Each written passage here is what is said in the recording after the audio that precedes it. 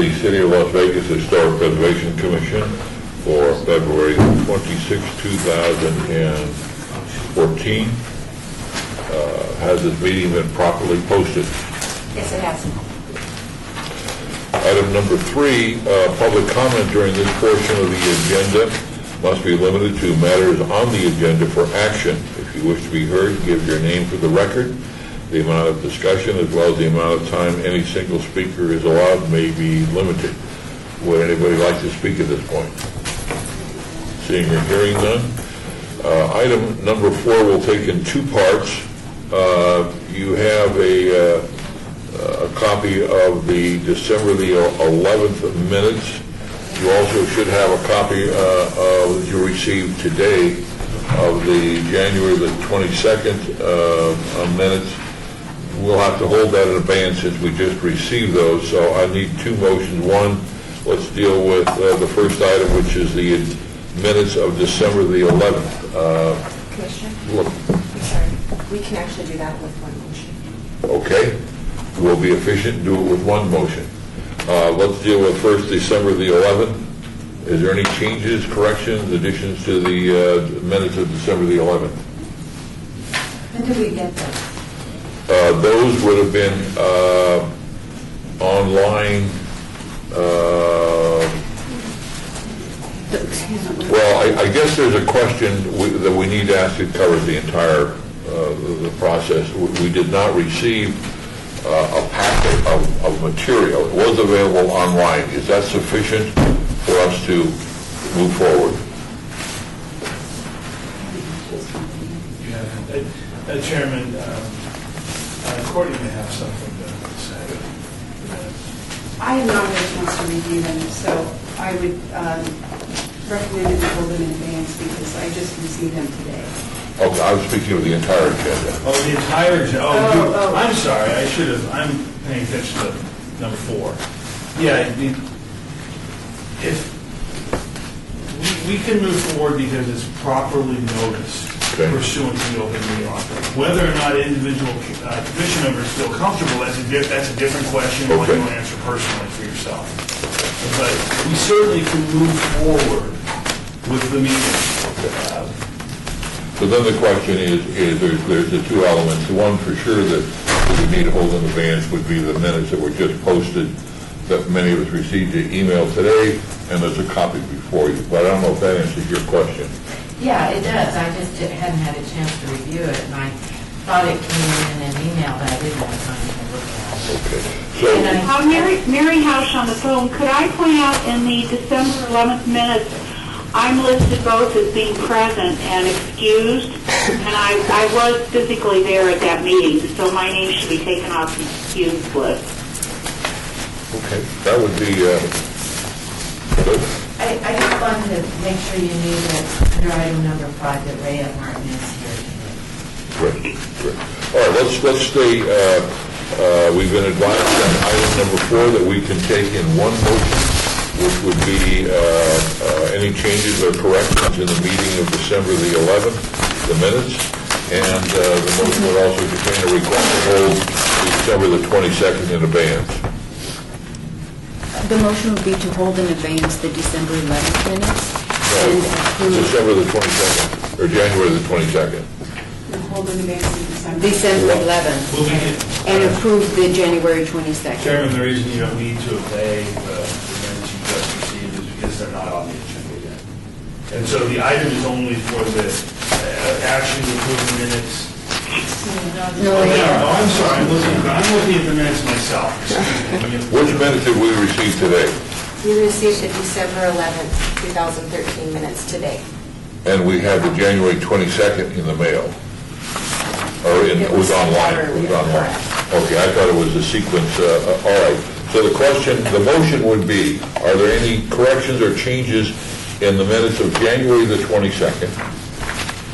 And the second part of the motion would be a request to hold the December the 11th, 2013 meetings in advance. We do have one correction that, well, we're not even dealing with the December the 11th. So we're only going to deal with any changes in the January the 22nd. Look for a motion.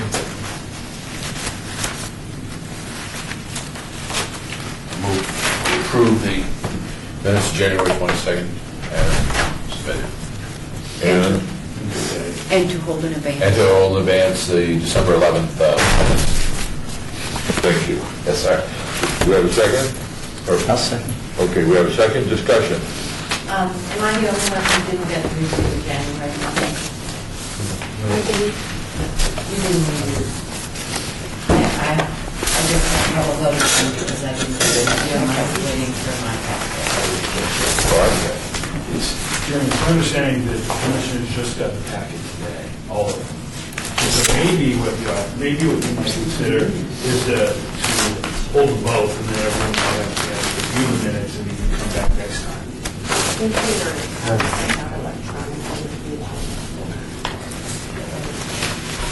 I think if a member is not comfortable with voting because they have not, I think that they should simply abstain. I think several people have had did go online and did read them, so. We do have a motion, we have a second. I'm going to call for a vote on the motion, which is to hold the December the 11th, 2013 minutes in advance till the next meeting, and to approve the minutes of January the 22nd, 2014. All those in favor say aye. Aye. Those opposed? And any abstentions? For the record, please note that Colleen Beck has abstained. Motion is approved, and we look forward to another duplicate, or another set of minutes on the next meeting, including December the 11th. I'm sure there was something pretty important. No, Mary was at that meeting.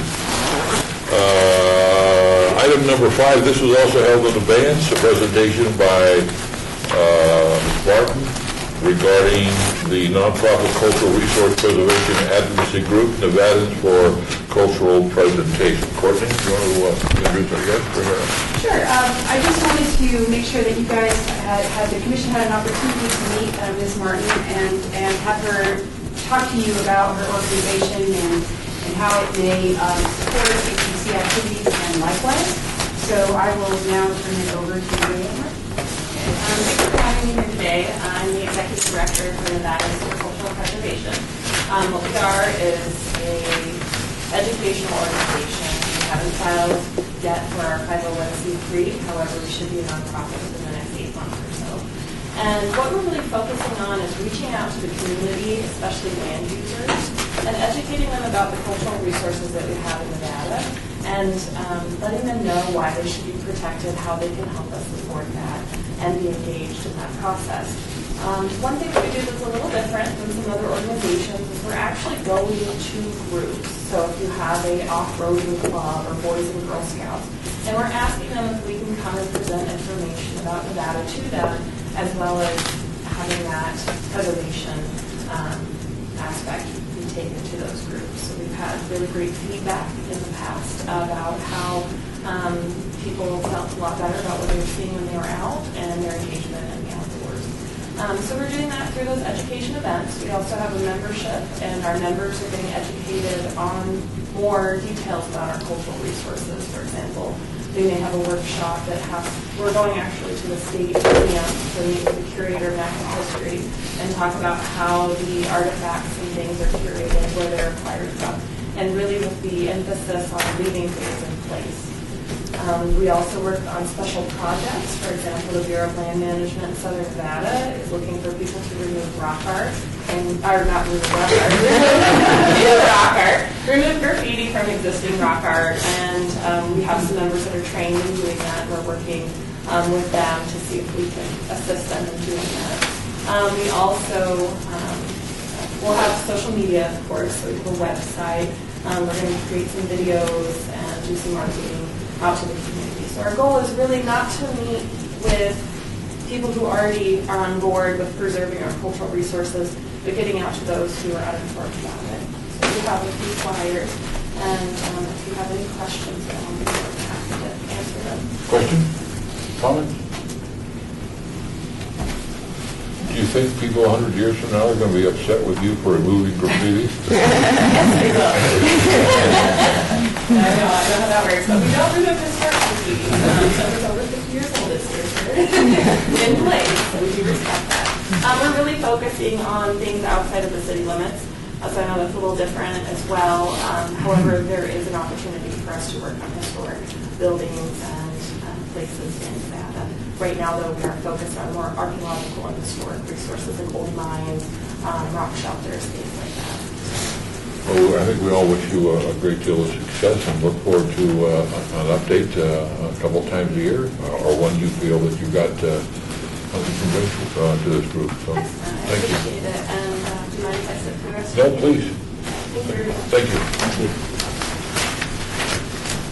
Item number 6 is a report by the Department of Planning regarding historic preservation and archaeology awareness month. We are searching for a better name than Historic Food and Architecture Tour, so if any of the commissioners have a good idea for that, please just email me. We're officially working with Vegas Valley Food Tours on the architecture and historic architecture and food tour, and I think so far how this is going to work is that we will be, Vegas Valley Food Tours will be charging for the tickets separately, and they're going to request, or staff is requesting funding from the commission to pay for the bus only. Vegas Valley Food Tours is committed to doing this 4 times in May and probably expanding beyond Historic Preservation Month. How it's looking now is that the attendees will meet at the El Cortez. That will be the first stop, which will be the Flame, and they'll be doing a small tasting, and then it will go to, I believe, Binions, and then Hugo Cellar, and then walking back to the El Cortez. At that point, they'll get on a bus. We will go through Las Vegas High School and John S. Park neighborhoods, and then swing around to Chicago Joe's. And at that point, those are the committed locations. We're not sure about a dessert location. We may do Lovett's. There's some logistical problems with Lovett's because they can't get it prepared before we get there because of the melt. So we're not sure if they're committed to joining the tour or not. But regardless, then we're going to head back to Atomic Liquors and either drop everyone off there, or they can, if they don't want to go to a bar, they can get back on the bus and go back to El Cortez. So that's the basic. We're thinking a couple hours on the bus, and so far it's turning out to be about $70 an hour. So that times, so 140 times 4 would be the maximum amount that we would be requesting for the Vegas Valley Food Tour event. And in addition to, some brochures that we may print, or small costs that are associated with the parade. So less than 1,000?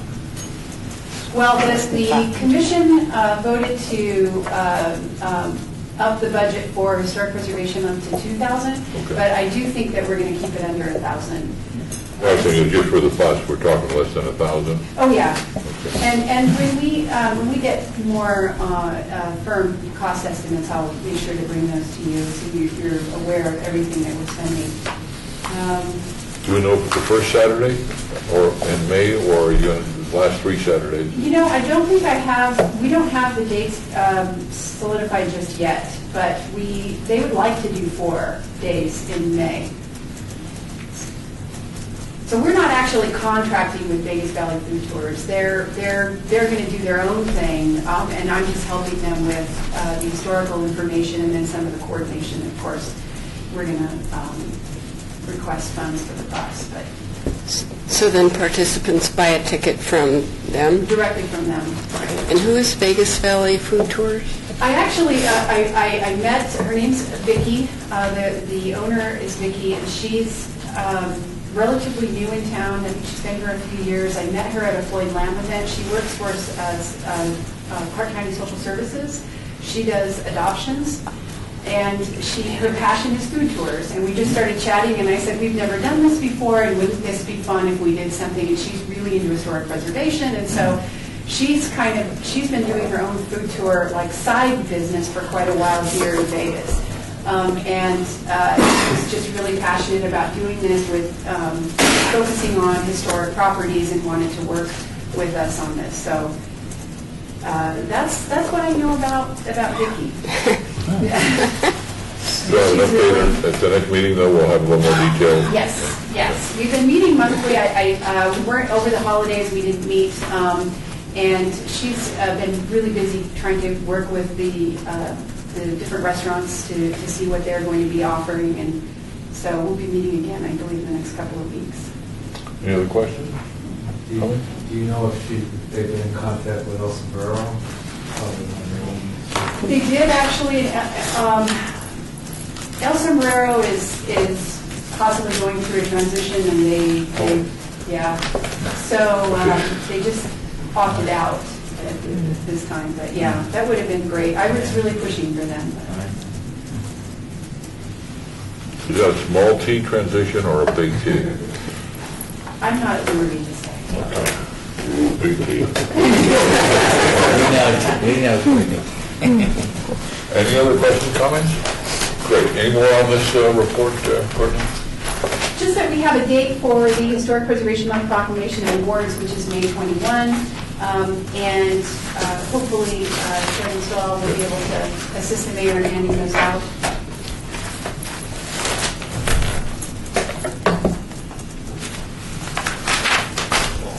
Item number 6 or 7 would be the report by the Department of Planning regarding the proposed 1,104 square foot shopping center with 6-level parking garages at 300 North Casino Center Boulevard and 350 Stewart Avenue.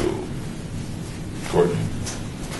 The property located at 350 Stewart Avenue and 300 North Casino Boulevard is owned by the City of Las Vegas. The city and CIM POV Las Vegas, LLC, which is the developer, have an agreement to construct a pedestrian-oriented retail and conference center complex consisting of 3 new buildings surrounding the historic U.S. Post Office and Courthouse, aka the Mob Museum, between US 95 and Stewart Avenue. The subject site consists of 2 land parcels. The western parcel is currently developed with a former transit passenger facility, while the east parcel is undeveloped. Proposed buildings 1 and 2 will contain retail and restaurant uses and a covered courtyard area, and building 3 will also contain retail on the ground floor and then a conference facility on the second level. A parking garage is proposed along Casino Center Boulevard to the north of building 1. The development agreement contains 2 deadlines that must be met by the developer. Building permits must be secured by August 31st of this year, and construction must start by October 31st also of 2014. There is a future development of a plaza area that is proposed for the Mob Museum parcel. When that occurs, we will bring that to the commission for review. The city and the developer are also required to submit all the development plans to the Park Service for review and approval.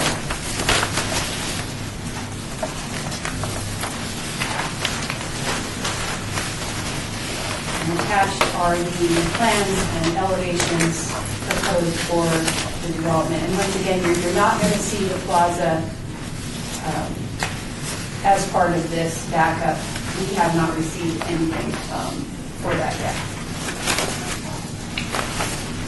A couple of just quick questions to begin with. The role of the HPC during the NTS review, during and after, what role would we play? It would go to the commission concurrently with the Park Service. The commission would be reviewing the plaza for compatibility to the historic architecture of the Mob Museum, as well as possibly the historic landscaping that was there before, which was essentially grass and a couple of palm trees. I guess if it's the National Park Service, in a sense, I believe, the final authority. If it goes through us at the same time and we say, no, we don't like this particular thing, does that just go up in the air because it goes to the Park Service is already getting? They're not getting our input, they're getting concurrently what the planning department? Who's submitting it? The developer. Yeah. I would just ask, is your question regarding the plaza has not been submitted, or the development, the site plan that you see before you? What we see before us. It is, I'm going to ask Courtney to step in when I tell you something that's incorrect. But it's my understanding that things that impact the historic site itself would come before this board, but not the private development plans that surround the Mob Museum. So the answer would be, with regard to the plans you see here, Right. probably not much review by this commission. With regard to those plans that will be upon the historic site, then yes, you will have the opportunity to review and comment and make recommendations with regard to those plans. Because your comments would then go to the city council. I would just add that these plans were going to come to the commission because previously they were encroaching on the Mob Museum property by a foot all the way around the perimeter. And they moved that back. And so it was no longer encroaching on the property, and there was no requirement to take it to the commission at that point, once it's officially off the parcel. The piece that we see here, this map, Right, that's now back a foot. right. Okay. Does that go to the Park Service? All of that went to the Park Service. Okay, so it's going to the Park Service because it has an impact, potential impact on the historic site. The only reason we go to the Park Service is because it would have some impact on the Mob Museum. And the impact in this case is twofold, at least two things. One is you're putting multi-story structures all the way around the Mob Museum, and then secondly, you're talking about the impact of those businesses on the Mob Museum. But that won't come to us. The reason being, I believe, is that our code is fairly narrow. Your scope is fairly narrow in our code with regard to the review of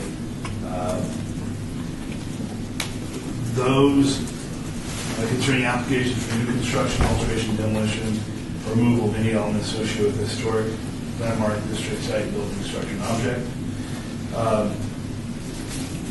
It has to do with the specific site of the historic structure. We don't have words in this code that expand it to those things that might affect a historic structure. Now, you may argue that it should, and you might someday ask the planning department to take something forward to city council for them to consider that. But as the code is written now, your review is limited to things that affect the site itself, things on the site itself. And again, maybe that makes sense, maybe it doesn't make sense. Well, I've had arguments with legal counsel before. I would suspect they're going to put up a 6-story structure 10 feet away from the Mob Museum. That's going to have an impact on. So that said, really kind of my question was, really has to do with the process of will the voices of the City of Las Vegas Historic Planning Commission be heard at any point by the Park Service? Yes. Okay. Part of the process would be, because when they get it concurrently with us, then they're already taking action. So are we in front of that? Does it come to us first? We submit our ideas, we like it, we don't like it, or does it just go to the Park Service and somehow this commission's input gets attached some way? The Park Service is going to receive the plans probably the same day that we receive the plans. And their process takes a little bit longer than ours. So they will get the decision of this board, or the recommendation of this board, before they make their, while they're doing their review, but before they submit their final review on that. And we would submit it to the City Council, our thoughts. It would be, well, it's it doesn't always get pushed to city council. I mean, your comments would be going to the Robert Chattel, who's the historic preservation consultant for the whole project. And then he would be sort of managing that. But your comments don't, your recommendations don't automatically aren't automatically forwarded to city council. My other question was, in looking over this, the charts, graphs, the aerials, and so forth, I'm intrigued with the footprint that's in black, and I'm intrigued with what it leaves out. And I guess that would be the sort of northeast piece of property. It sort of makes a swing in, and there's still a significant, what looks like a parking lot now. Is what's happening with... Yeah, see, this piece right here, which on the aerial is not included. Isn't that a city parking lot? It's possible that's in our right of way. I think it's accurate. Chairman, I'm thinking back 4 or 5 years now on discussions that were held in planning commission and city council. And it occurs to me that NDOT has a meandering swath of right of way. Okay. In and around downtown. Okay. So this is really what the city's got right now? Okay. We'll go ahead and make sure that's correct. Okay, it's kind of more information. Any other questions? I just have, go ahead. After you. I guess, and, forgive me if I misunderstood something here. This came before us a while ago because they were encroaching a foot into the old post office. It never came to the commission. We've seen it. Yeah.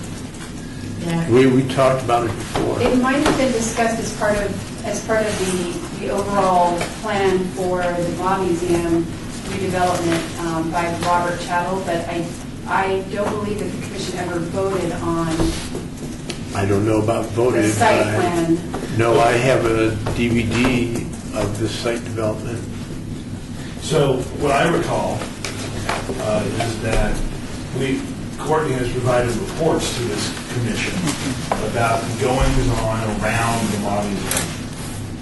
Mr. Chattel has been in to discuss the Law Museum proper, that site, with this commission several times, right? More than several.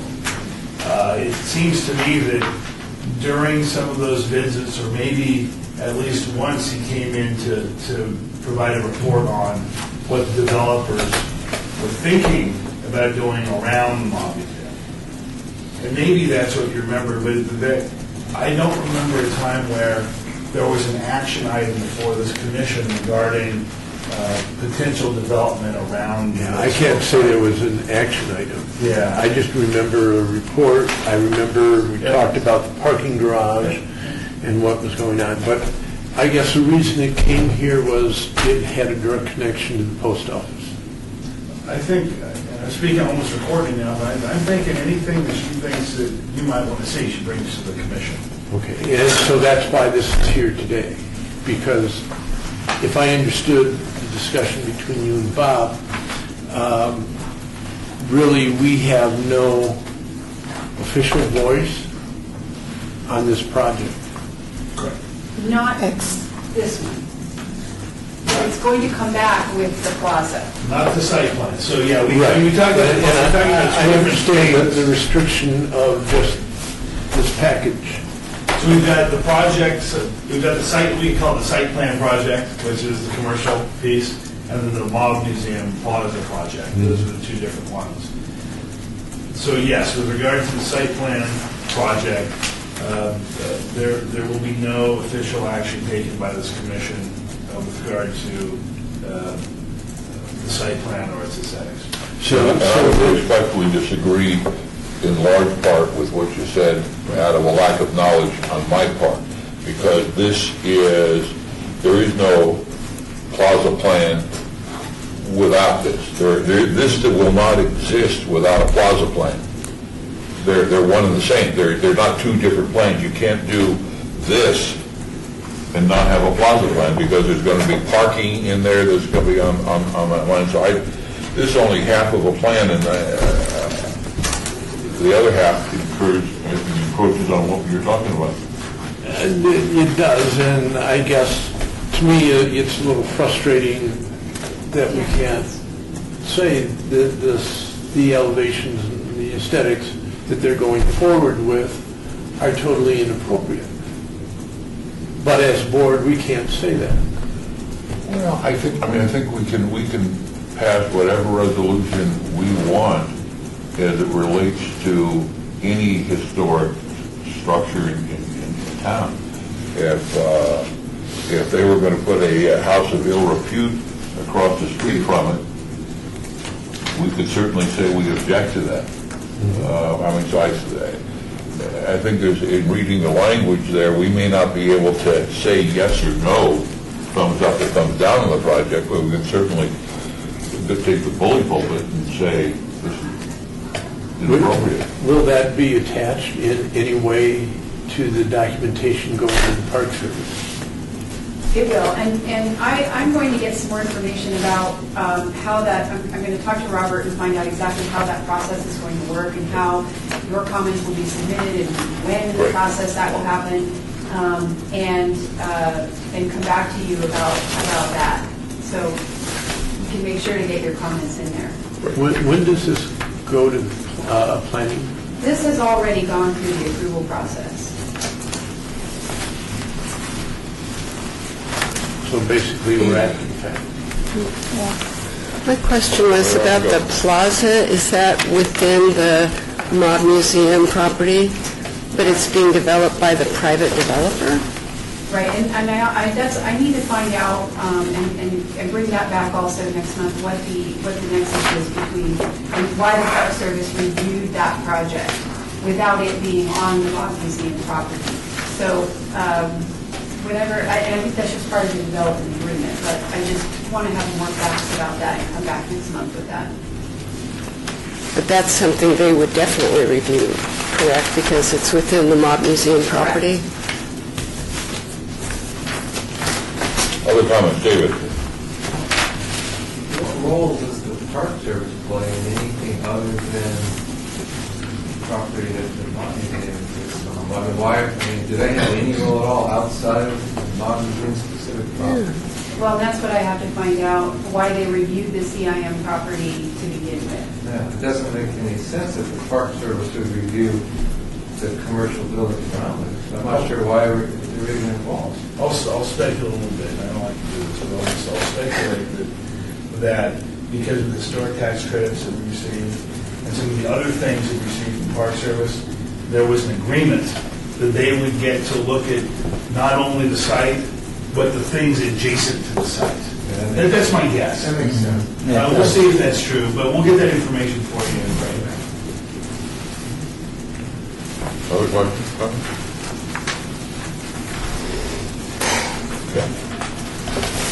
Hearing none, I know we're going to take minutes, and Gordon's going to review those minutes, and we'll vote on those minutes at a future meeting, but I think the 2- and 3-story buildings around the Mod Museum is just takes a great deal away from that facility. Any other comments, questions? If not, we'll move on to the next item, which is 8, report by the Department of Planning regarding historic and archaeological resources in local media. One of the more popular items that we get to receive each month. Any comments or questions? Always good reading.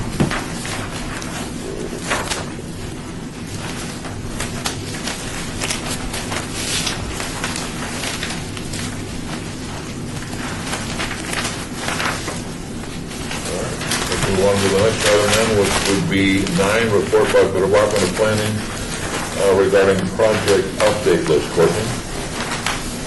The 2013 Historic Preservation Fund grant, which is the Phase 200 survey, is in progress. ICF, which is the firm that was selected to conduct the survey, has done the field work. Now they're back in the office doing all of the report and the individual resource forms. They will be presenting to the commission in May of 2014, and they'll also be doing a neighborhood meeting, which I'll let everyone know when that is in case you'd like to attend. They'll be presenting their draft findings to the neighborhood. Scenic byway grants, the city received a notice to proceed from NDOT to begin designing the infrastructure for the 2 signs that are going into the Las Vegas Boulevard median. We are almost done with the Section 106 process. I know NDOT is still working on some last-minute details with SHPO on the environmental portion of that project. So hopefully we'll have those installed by the end of the year. Boyland Park at Tule Springs. I will be in Carson City next week to present the CPA grant request for funds for the old Adobe. It will be fairly similar to the information that I provided at the beginning meeting, but wish me luck. I have 3 minutes to make my case. And from what I hear, they're very tough. They cut you off with a cane and they drag you off. He's going to do it, Court.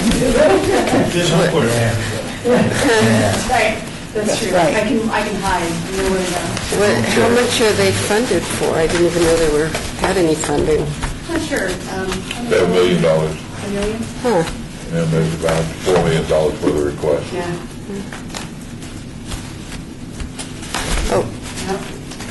I did have a question, Courtney, on the scenic byway project.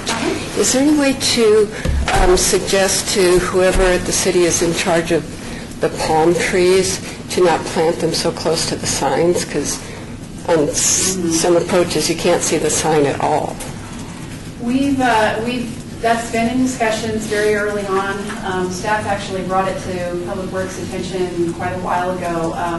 The trees are already planted, and they have no intention of removing any of them. Who's And they? that's Public Works, and that's what we were told.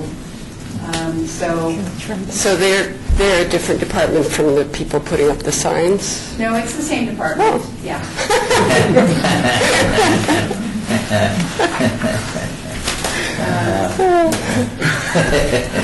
Would you go absorb that for a second? But yes, we brought that up right after the horse and rider was installed, actually. So. So it's been many, many years. And all the palm trees were in place at that time.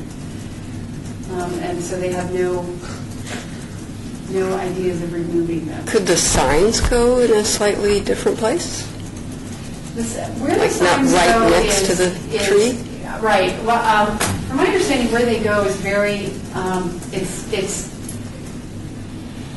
very dependent on how the infrastructure goes in, because they have electricity that goes in there and that kind of thing. So I don't know. I don't think we have a lot of leeway about where the signs go in the median, unfortunately.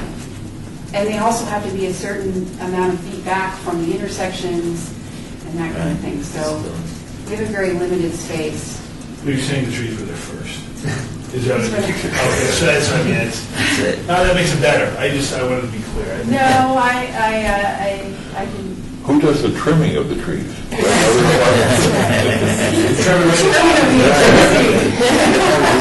and that. Okay, Courtney and I will, They don't Dorothy will go out and become tree trimmers. Any further questions, any comments, any more on your report? Just one more thing, the Victory Hotel, the application for funding from the Centennial Commission was, I believe, held in advance from the January meeting and will be reconsidered at the April meeting. And staff continues to work with the board and council and the property owners on next steps, but we're still on hold with that.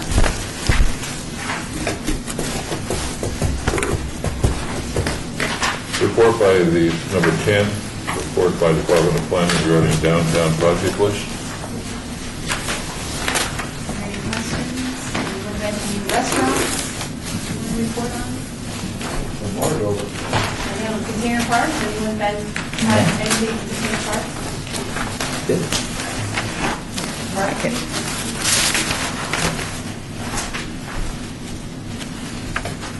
Report by the Department of Planning regarding administrative reviews of application for building permits for properties listed on the City of Las Vegas Historic Property Register. Staff administratively approved an application for certificate of appropriateness for work to be completed as part of the Phase 3 Lorenzi Park renovation. And the work included providing pedal boats in a new dock area, parking lot LED lighting, south parking lot landscaping, infrastructure improvements, wayfinding signage, landscaping, and a dog park as part of the pedal boats. I apologize for not calling that out specifically, but it required installing new windows in the boathouse. The original windows were removed several years ago and replaced with plywood. If you notice, we were able to find a couple of really good historic photos of what the original windows look like. I did some research to make sure that these were the original windows, to make sure that these type of things windows were available at the time the building was constructed. I originally had some doubts, but they were steel frame casement windows, very similar to what you see in the image to the right of the historical image. We were able to find a very good match.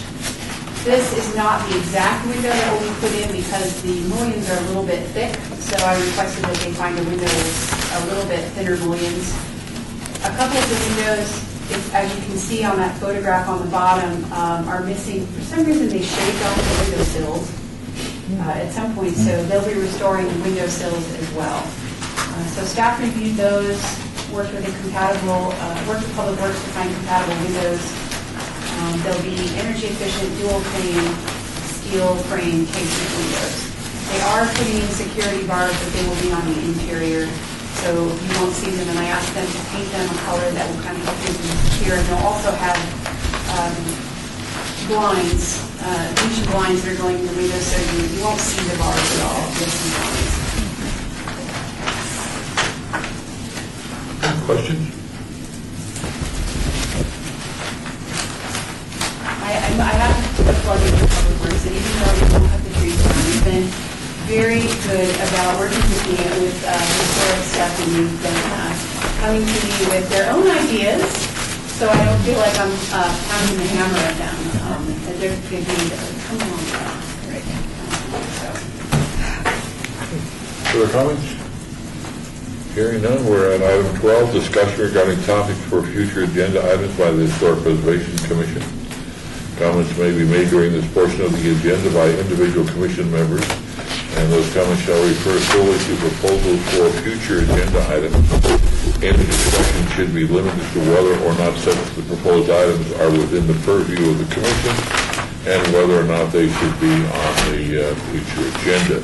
No discussion regarding the substance of any such proposed topic shall occur, and of course no action shall be taken regarding the proposal. Is there anything that the commission would like to have on another agenda? Hearing none.